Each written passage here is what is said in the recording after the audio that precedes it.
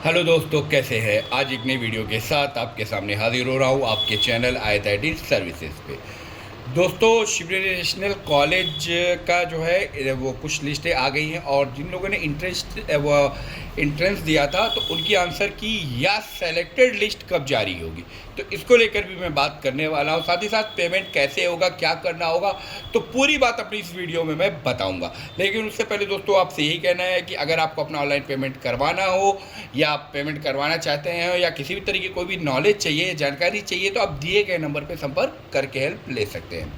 या एडमिशन जो चार्जेस हैं, आपकी फ़ीस प्लस जो चार्ज है ओनली 35 रखे गए, तो आप दिए गए नंबर पे जो है कॉन्टेक्ट करना बिल्कुल भी ना भूलें।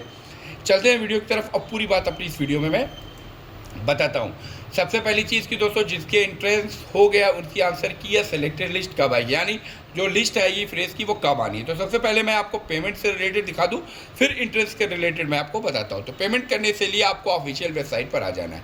जैसे ही आप ऑफिशियल वेबसाइट पर आते हैं, आने के बाद सारी चीज़ें आपको दिख रही है। आपको उसके बाद आपको जो है ऑनलाइन एडमिशन पर आ जाइए। जैसे ऑनलाइन एडमिशन पर आते हैं, आने के बाद कुछ इस तरीके का दिखेगा पेज। यहाँ पे स्टूडेंट लॉगिन शो करेगा, तो आपको स्टूडेंट लॉगिन पे क्लिक करना है।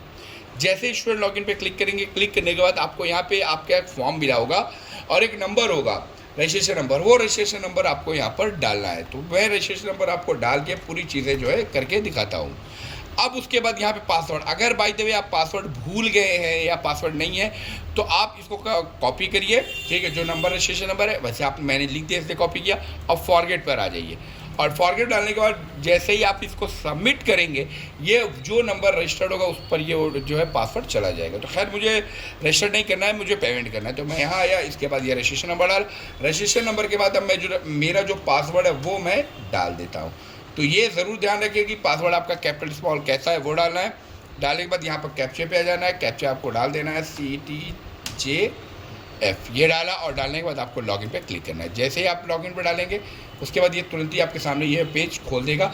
एक कंटिन्यू का भी पेज खोल सकता है। उसके बाद आप जैसे ओके करेंगे, ये आने के बाद यहाँ कंटिन्यू पर आप क्लिक करिए। कंटिन्यू पे जैसे ही आप क्लिक करते हैं सारी चीज़ आपके सामने आ गई हैं और ये पूरा फॉर्म कंप्लीटेड आ गया है, ठीक है। आपको नीचे आते चले जाना है, नीचे आते चले जाना है। आने के बाद सारे आपका पूरा ये फॉर्म है जो फॉर्म आपने भरा था, यहाँ यहाँ आने के बाद सबमिट पर क्लिक करिए। जैसे ही आप सबमिट करते हैं इसको यस कर दीजिए, ठीक है। यस करने के बाद इसको ओके करिए। ओके करने के बाद आपको यहाँ पर सबसे पहली चीज़ प्रोसीड टू पे कोर्स फी पर आपको आ जाना है। जैसे आप यहाँ पर आएंगे, आपकी कितनी फ़ीस लगने वाली वो फ़ीस आपको यहाँ पर बताएगा। 3225 रुपये की जो है फ़ीस है और प्लस उसके जो चार्जेस है वो चार्जेस है। पे प्रोसीड टू पे नाउ पे क्लिक करेंगे, यानी पे ऑनलाइन पे आप क्लिक करिए। जैसे ही आप इस पर क्लिक करते हैं तो आपको सीधे डायरेक्ट जो है पेज इस पर लेके जाएगा कि आपका जो है यहाँ पर किस करे। तो अब आपको किससे पेमेंट करना है, तो पेमेंट देख सकते हैं कि अगर आप डेबिट और क्रेडिट कार्ड से करते हैं तो पेमेंट जो है वो चार्जेस बढ़ जाएंगे। नेट बैंकिंग से करेंगे तो चार्जेस भी बढ़ेंगे। UPI, QR और भीम पे से करेंगे तो चार्जेस नहीं लगेंगे। तो मैं आपको भीम पे से करके पेमेंट दिखाता हूँ।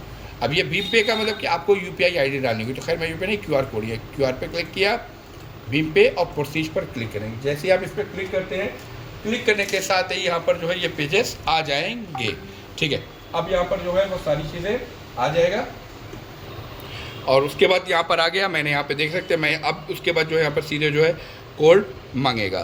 तो अब ये UPI मैंने सेलेक्ट किया, वो QR सेलेक्ट किया, अपने मोबाइल गूगल पे गया, वहाँ पे आ गया और आने के बाद जैसे मैंने इसको यहाँ पे सबमिट किया, फीस मेरी जो है वो सबमिट हो गई है। तो अभी थोड़ा सा वेट कर लें और जैसे ही सबमिट होगा, सबमिट होकर आपके सामने बिल्कुल आ जाएगा। अब इसकी स्लिप को आप डाउनलोड कर लीजिए।